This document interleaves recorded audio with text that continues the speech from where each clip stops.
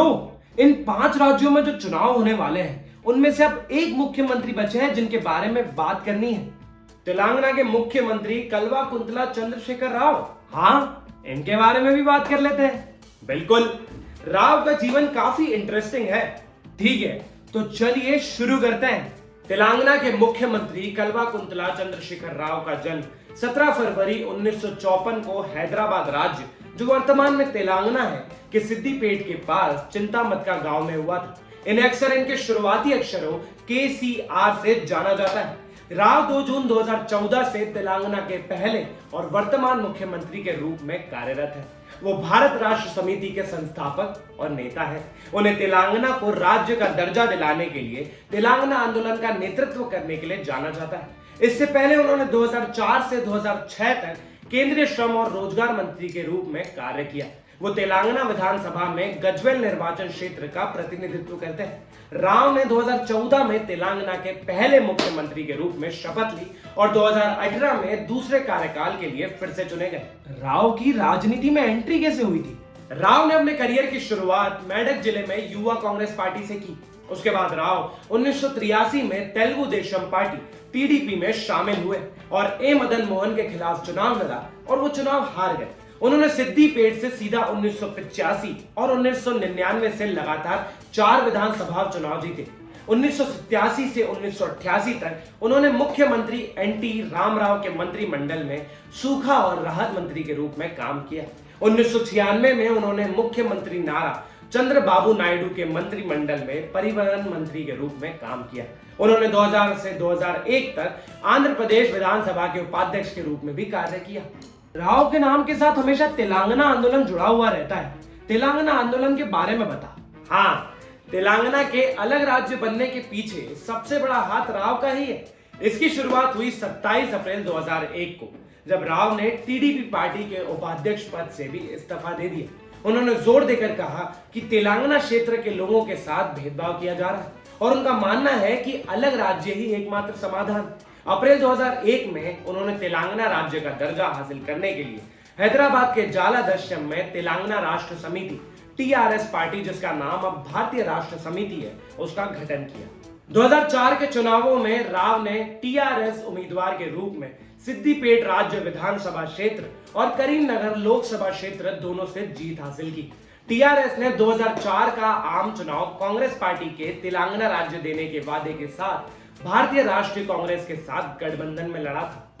फिर वो केंद्र में संयुक्त प्रगतिशील गठबंधन सरकार में श्रम और रोजगार के केंद्रीय कैबिनेट मंत्री बने।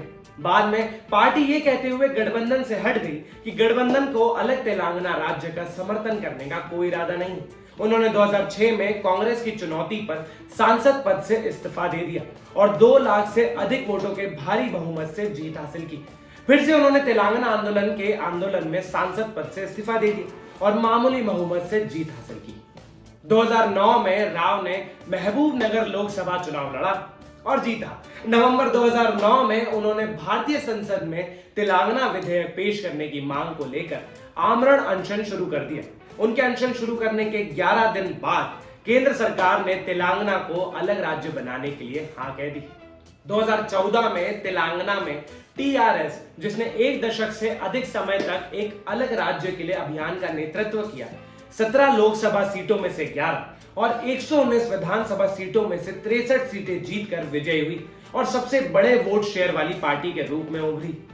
इस हिसाब से तो इस बार भी राव की सरकार बनते दिख रही है।